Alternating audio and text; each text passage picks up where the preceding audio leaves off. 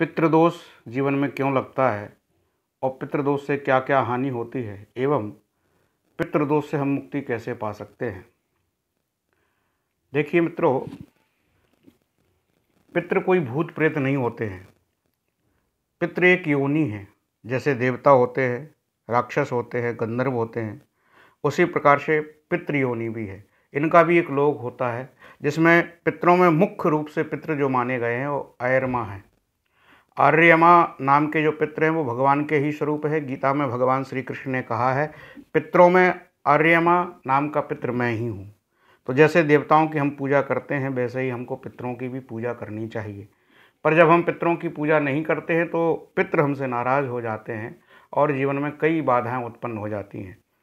पद्म पुराण में लिखा है, पद्म पुराण में तो यहाँ तक लिखा है कि देवताओं से भी जरूरी पहले पूजा हमको पितरों की करनी चाहिए, क्योंकि पितरों का सीधा संबंध हमारे परिवार से होता है। क्योंकि हमारे जो पूर्वज हैं, पितृ हैं, जब इस लोक को छोड़ करके जाते हैं तो सबसे पहले पितृलोक को ही पहुँचते हैं। और अगर हम देवताओं की पूजा, पितरों की पूजा नहीं करते हैं तो वहाँ से हमको आशीर्वाद प्राप्त नहीं हो पाता है और जीवन में कठिनाइयाँ आना आरंभ हो जाती हैं। प्रमुख रूप से पितृ जब हमारे अप्रसन्न रहते हैं तो क्या क्या कठिनाइयाँ आती हैं जीवन में, उनको जान लेते हैं।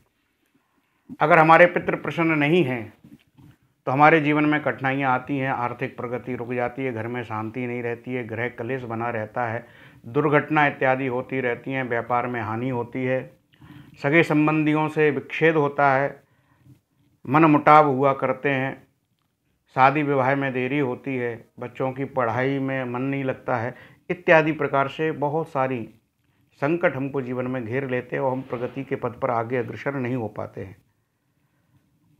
पितरों को प्रसन्न करने के लिए हमें क्या करना चाहिए? तो कोई बहुत ज़्यादा डरने की बात नहीं है। पितर हमारे ही हैं और बहुत शीघ्र प्रसन्न होने वाले हैं।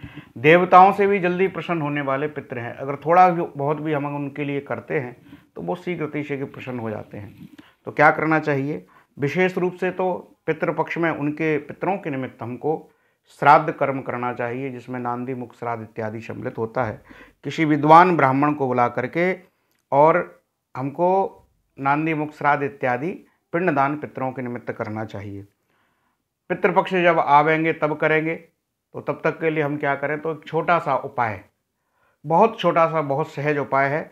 इसको महीने में केवल एक बार अमावस्या के दिन हम अपने घर में ही संपादित कर सकते हैं।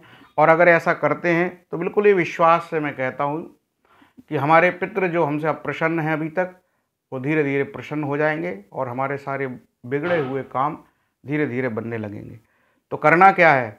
बोले, जब महीने में एक अमावस्या आती है, पितृकार अमावस्या कहते हैं, देवकार पितृकार अमावस्या, तो पितरों के जो भी कर्म हैं वो अमावस्या के दिन हम प्रतिपादित कर सकते हैं।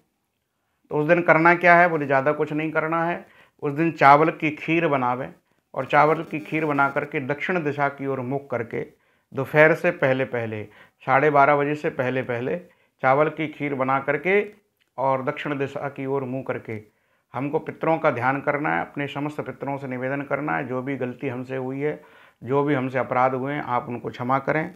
उनको आसन दीजिए, जल से उनके चरणों को धोइए, मन से विचार करिए कि हमारे पितर आए हैं तो उनको हमने बैठने के लिए आसन दिया, उनके चरणों को धोया और चरणों धोने के बाद में गाय के गोबर के कंडे की अग्नि कर लीजिए और जो खीर आपने बनाई है चावल की, उस खीर को 5 बार घी मिला करके अग्निदेव को समर्पित करते हुए स्वधा नमः स्वधा नमः स्वधा नमः इस प्रकार से बोल करके 5 आहुतियाँ हमको उस अग्नि में पितरों के निमित्त हमें डालनी है।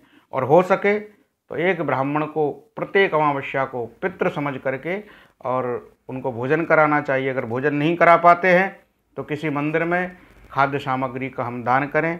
ऐसा करने से हमारे पितृ प्रसन्न होंगे और पितृदोष से हमारी मुक्ति होगी। जय श्री कृष्ण, जय श्री राम।